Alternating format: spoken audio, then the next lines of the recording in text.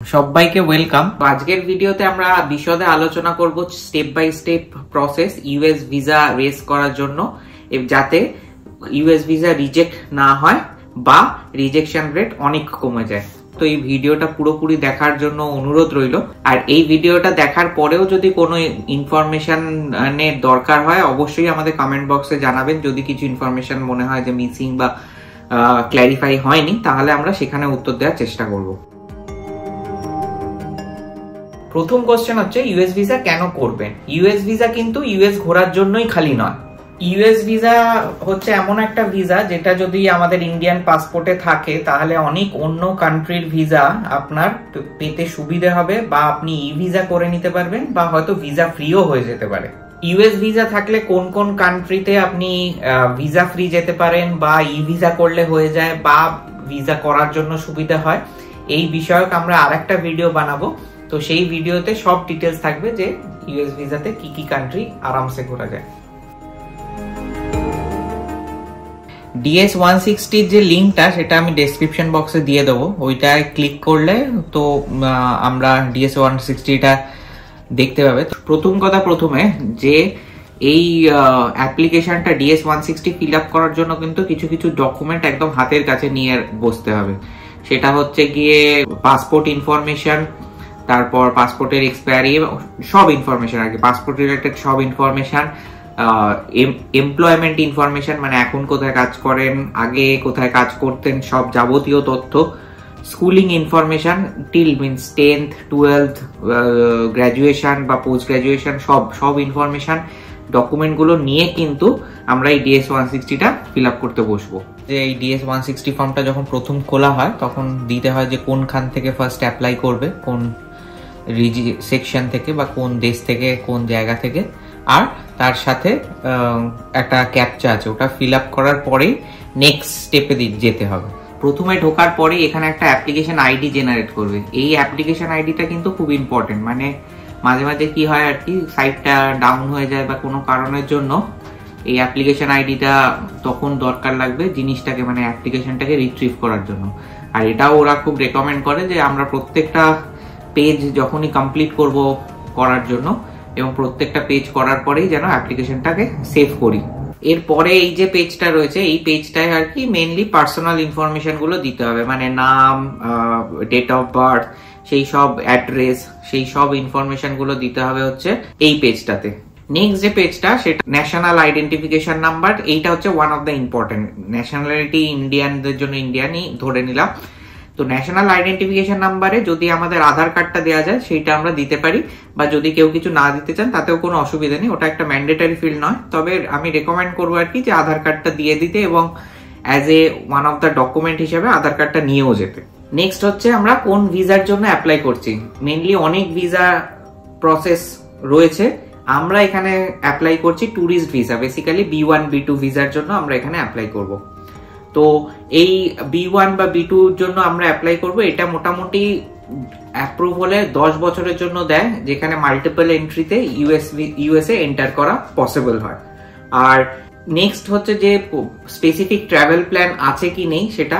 এই US visa হচ্ছে এমন একটা ভিসা যেখানে আপনি স্পেসিফিক ট্রাভেল প্ল্যান ছাড়াও এই ভিসাটাকে ভরতে পারেন।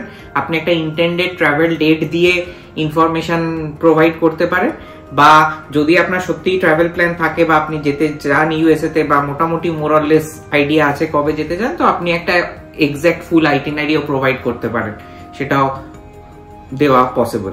Address where will you stay in US, মানে কোথায় ইউএসএ তে থাকবে, বা কন্ট্যাক্ট ইনফরমেশন।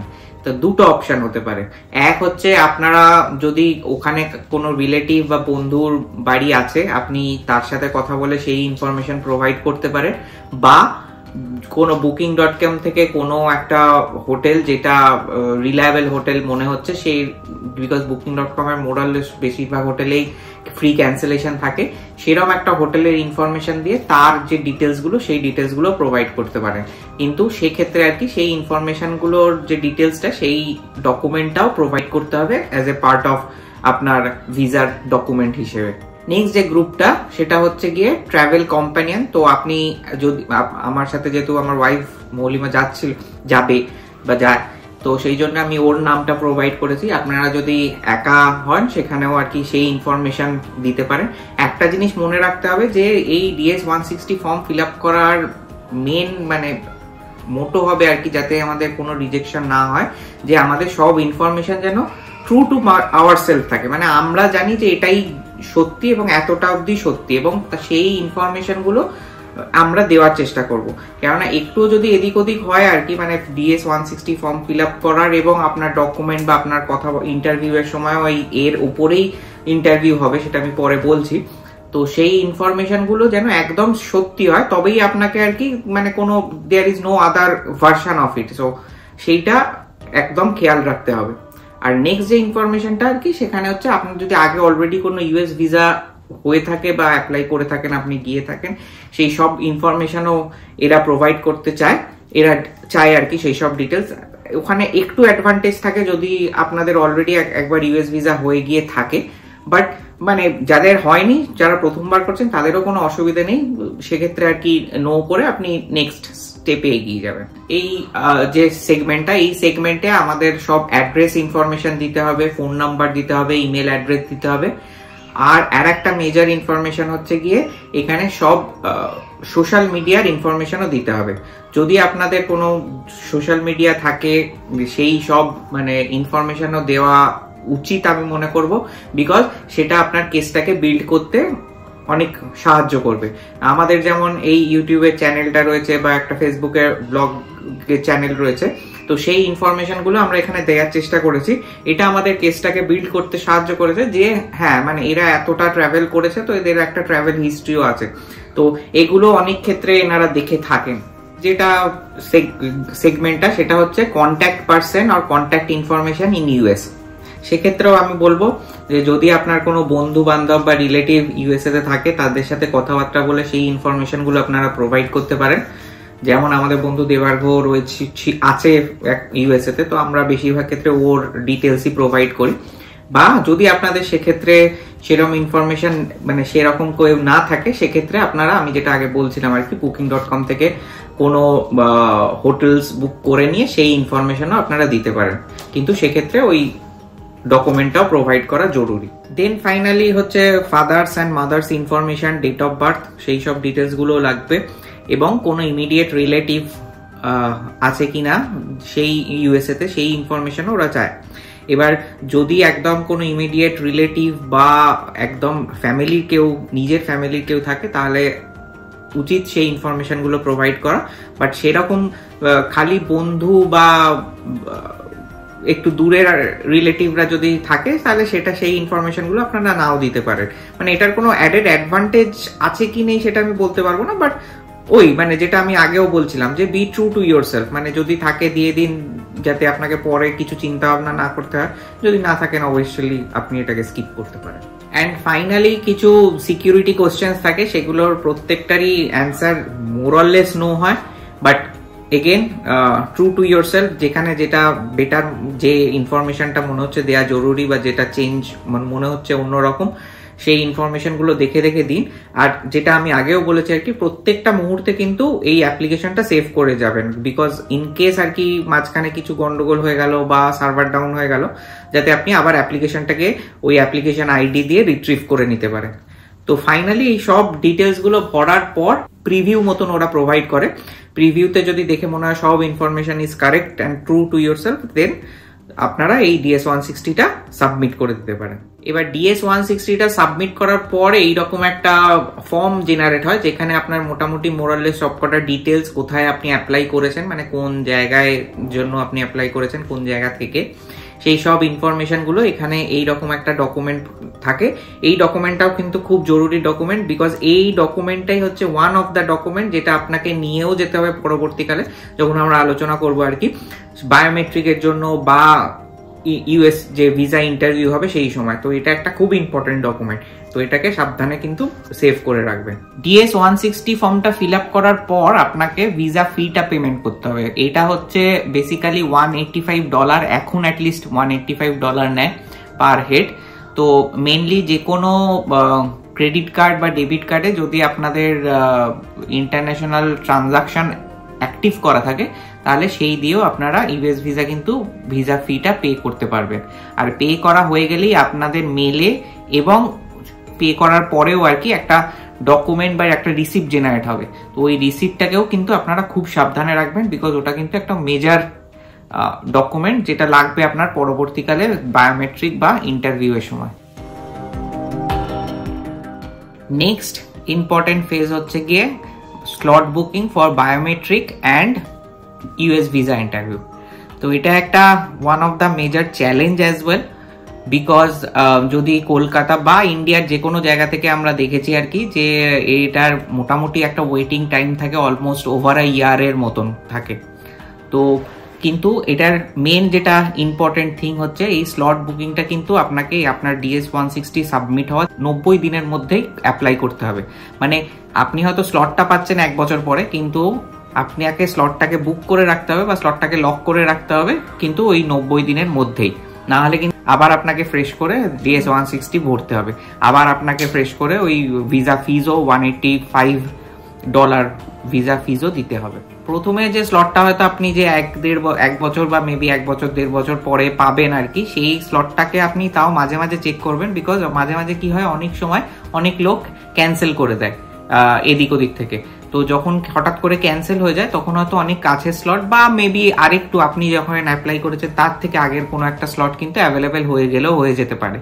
তো সেইটা একটু নজর রাখবেন আর কি, যদি সেরকম অ্যাভেলেবেল হয়ে যায় তাহলে আপনারা আবার স্লটটাকে রিশিডিউল করে নিয়ে আগের স্লটে চলে যেতে পারেন। কিন্তু সেক্ষেত্রেও আর একটা জিনিস মনে রাখতে হবে, এরকম রিশিডিউলিং কিন্তু ম্যাক্সিমাম 3 বারই করা যাবে, তারপরে কিন্তু আর করা যাবে না। তো স্লট বুকিং এর ক্ষেত্রে আমাদের 2টো স্লট বুক করতে হয়। প্রথম স্লটটা হচ্ছে বায়োমেট্রিকের জন্য। তো বায়োমেট্রিকের জন্য মেইনলি লাগে হচ্ছে ফার্স্ট হচ্ছে যে DS-160 কনফার্মেশন পেজটা, আর সেকেন্ড হচ্ছে যে ভিসা ফি $185 যে ভিসা ফিটা আপনি পে করেছেন সেই ইনফরমেশনটা। এই দুটো ডকুমেন্টই মেজর লাগে বায়োমেট্রিক করার জন্য।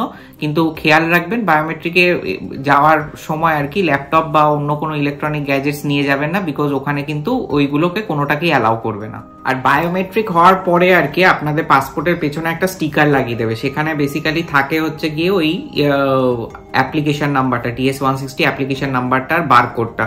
তো ওই বারকোডটাই আর কি আপনার পরে যেদিন ইন্টারভিউ থাকবে আর কি সেই দিনে কাজে লাগবে, বিকজ ওইটা থেকে ওরা ট্র্যাক করতে পারে আর কি যে এই বায়োমেট্রিকের এগেনস্টে এই ইন্টারভিউটা বা এই DS-160টা। যেহেতু এই ইন্টারভিউয়ের ডেটটা মেবি পড়বে 1-1.5 বছর বাদে, হয়তো আপনার DS-160 যেটা আপনি ভরেছিলেন সেইটার থেকে এখন হয়তো জিনিসটা অনেকটাই চেঞ্জ হয়ে যাবে। তো সেক্ষেত্রে কিন্তু আমরা এইটাকে আবার রিট্রিভ করে যেদিনকে ইন্টারভিউ এর কাছাকাছি সময় বা মেবি 30 দিন আগে সেই সবকটা ডিটেলস কিন্তু আপডেট করে সেই লেটেস্ট যে DS-160টা সেইটা কিন্তু আমরা নিয়ে নেবো, এবং সেই যে ডিটেলস 160 সেটার কিন্তু একটা ডিফারেন্ট 160 ফর্ম জেনারেট হবে এবং তার অ্যাপ্লিকেশন কোডও ডিফারেন্ট হবে। এবং যখন আমরা বায়োমেট্রিক করতে যাবো সেই ইনফরমেশনটা কিন্তু ওদের জানাতে হবে, যাতে আর কি ওরা এই দুটোকে মার্জ করতে পারে বা ক্লাব করতে পারে, করে আপনার যে লেটেস্ট DS-160টা হবে খালি সেইটাকেই আর কি ওরা ভ্যালিড হিসেবে নেবে। বিকজ হয়তো আপনি 1 বছর আগে ভেবেছিলেন সেই তার 3 মাস কি 4 মাস পরে হয়তো যাবে, কিন্তু অবভিয়াসলি এখন 1 বছর হয়ে গেছে বলে সেই যে ইন্টেন্ডেড ডে অফ ট্রাভেল বা ওই সব ইনফরমেশন গুলো আর ভ্যালিড নয়। তো সেই ইনফরমেশন বা হয়তো আপনি জব চেঞ্জ করেছেন বা হোয়াট এভার রিজনের জন্য, তো সেই ইনফরমেশন গুলো আবার দিয়ে আর কি এইভাবে আপনি অ্যামেন্ড করতে পারবেন আর কি। একটা নতুন ফর্ম জেনারেট হবে, নতুন অ্যাপ্লিকেশন জেনারেট হবে, আর যেটা আপনি বায়োমেট্রিকে সময় গিয়ে বললে ওরা আরামসে ওটাকে আর কি ক্লাব করে দেবে। এরপর হচ্ছে ভিসা ইন্টারভিউ। নেক্সট যে স্লটের বুকিং ছিল, যে সেটা হচ্ছে অ্যাপয়েন্টমেন্ট ছিল, সেটা হচ্ছে ভিসা ইন্টারভিউ। ভিসা ইন্টারভিউ এর ক্ষেত্রে কিন্তু আপনারা DS-160 পেমেন্ট রিসিপ্ট এগুলো তো নিয়ে যাবেনই, তার সাথে অল দ্য রেলিভেন্ট ডকুমেন্ট, মানে যে ডকুমেন্টগুলো আপনার মনে হচ্ছে যে ইম্পর্টেন্ট ভিসার ক্ষেত্রে, তো সেই ডকুমেন্ট সব কিছু আপনারা কিন্তু আপনাদের কাছে হ্যান্ডি রাখবেন। মানে অন্য সব ভিসার ক্ষেত্রে কি হয়, ওরা কিছু স্পেসিফিক ডকুমেন্টস বলে দেয় যে এই ডকুমেন্টস গুলোই লাগবে। ইউএস ভিসার ক্ষেত্রে কিন্তু সেই জিনিসটা নেই। এখানে দুটো ডকুমেন্টস বলে দেয় লাগবেই আর কি, যে ওই কনফার্মেশন পেজ অ্যান্ড পেমেন্ট রিসিপ্টটা। অ্যাপার্ট ফ্রম দ্যাট কিন্তু ওই পুরো জায়গাটা হচ্ছে একটা পুরো সুপার সেট। মানে আমি রেকমেন্ড করবো আপনার কাছে যা যা অফিসিয়াল ডকুমেন্টস রয়েছে, যা যা এই জীবৎকাল্প অব্দি যা যা অফিসিয়াল ডকুমেন্টস রয়েছে, আমি রেকমেন্ড করবো সবকিছু নিয়ে যেতে। বিকজ গড নোজ আর কি কখন কোনটা চেয়ে বসবে, তার থেকে বেটার আমরা ফুল প্রিপারেশন নিয়ে যাব যে এই জিনিসগুলো মানে যা ডকুমেন্টস চাইবে আমার কাছে সবকিছুই অ্যাভেলেবেল রয়ে গেল। সেটা হতে পারে আপনার এমপ্লয়মেন্ট ইনফরমেশন, আইটিআর ফর্ম, 12 এর মার্কশিট অর সার্টিফিকেট, 10th এর মার্কশিট সার্টিফিকেট, গ্রাজুয়েশনের marksheet or certificate, Aadhaar card, bank statement, previous যদি কোনো পাসপোর্ট থেকে থাকে সেই পাসপোর্ট, সেই সব ডকুমেন্টস কিন্তু আপনারা নিয়ে যাবেন। বিকজ এবার ওখানে কি হয়, ওখানে কোনো ক্ষেত্রে হয়তো কিছু মানে কোনো ডকুমেন্টসই লাগবে না এরকমও হতে পারে, বাট যদি কোনো ইনফরমেশন চায় ডকুমেন্টগুলো কিন্তু আপনার হ্যান্ডি রাখা প্রয়োজন। বিকজ কোনো একটা ডকুমেন্ট যদি মিস হয়ে যায় সেক্ষেত্রে কিন্তু অবভিয়াসলি রিজেকশনের চান্সও বেড়ে যাবে। তো ইন্টারভিউ এর প্রিপারেশন হিসেবে বা ইন্টারভিউ এর কোয়েশ্চেন হিসেবে আমি বলবো আর কি, ওরা মেইনলি যেটা জানতে চায় হচ্ছে গিয়ে যে মানে ট্রু, মানে কতটা সত্যি আপনি বলছেন। তো ওরা জিজ্ঞেস করে বেসিক্যালি আপনি ইউএসএ তে কোথায় যাবেন, যদি কোথাও কোনো প্ল্যান থাকে কোথায় যাবেন, কি কি জায়গা ঘুরবেন, কোথায় কোথায় থাকতে পারেন। তো আপনি যদি কোনো একটা ইন্টেন্ডেড আইটিনারি দিয়ে থাকেন তো আমি রেকমেন্ড করবো আর কি সেই ব্যাপারটা সম্বন্ধে একটু ভালো করে ওয়াকিবহাল হতে, যে যে যে কোশ্চেনগুলো করতে পারে সেই রিলেটেড সেই সব ইনফরমেশনগুলো একটু নলেজ গ্যাদার করে রাখতে। এবং সেকেন্ড যেটা ওরা দেখতে চায় যে আপনি আপনার এইখানে ইন্ডিয়াতে আর কি কি টাইজ আছে আর কি, যাতে আর মনে হয় আর কি আপনি এখানে ফিরবেনই। তো সেই জিনিসটা ওরা গেজ করার চেষ্টা করে ইন্টারভিউর মাধ্যমে। এবার এই ইন্টারভিউয়ের টাইম স্প্যানটা মেবি 5 মিনিটও হতে পারে। তা হয়তো আপনাকে মানে আপনার সাথে কথা বলে বা আপনার ডকুমেন্টস দেখে মনে হচ্ছে যে you have enough information, they have already enough information in DS 160, আর কিছু সেরকম জিজ্ঞেস করার দরকার নেই, তাহলে হয়তো সেটা 5 মিনিটও চলতে পারে। আবার এরকমও হয়েছে কোনো কোনো ক্ষেত্রে এটা 15, 20, 30 মিনিটও চলেছে। কিন্তু এটার মানে এই নয় যে 5 মিনিটে যাকে ইন্টারভিউ দিয়েছে তার হয়তো ভিসা রিজেক্ট হয়ে গেল, আর যার 30 মিনিটে হচ্ছে তার ভিসা হয়ে গেল, বা ভাইস ভার্সা।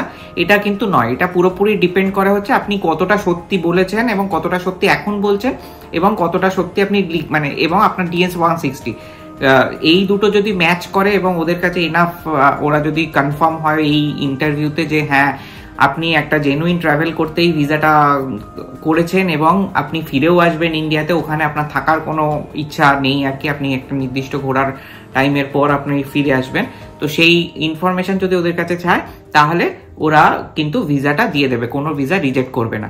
আর এই ইউএস ভিসার একটা ভালো কি বাজে দিক বলবো আমি জানি না, সেটা হচ্ছে যদি ওটার ভিসা রিজেক্ট হয় তাহলে আপনাকে সঙ্গে সঙ্গে ইন্টারভিউয়ের সময় জানিয়ে দেবে, বিকজ আপনার পাসপোর্টটা আপনার হাতে দিয়ে দেবে যে আপনার ভিসা হয়নি। আর যদি আপনার ভিসা অ্যাপ্রুভ হয়ে যায় তাহলে অবভিয়াসলি ওরা ওই ভিসা মানে পাসপোর্টটা রেখে নেবে, পরবর্তীকালে সেটা আর কি স্ট্যাম্প দিয়ে ফাইনালি আপনার বাড়িতে কুরিয়ার করে পাঠিয়ে দেবে। তো আমাদের ইন্টারভিউতে ওরা জিজ্ঞেস করেছিল মেনলি যে আমরা ইউএসএ তে আগে ছিলাম কিনা, আমরা যেহেতু আগে ছিলাম তো সেহেতু আমরা হ্যাঁ বলেছি, এবং কেন আমরা যাচ্ছি।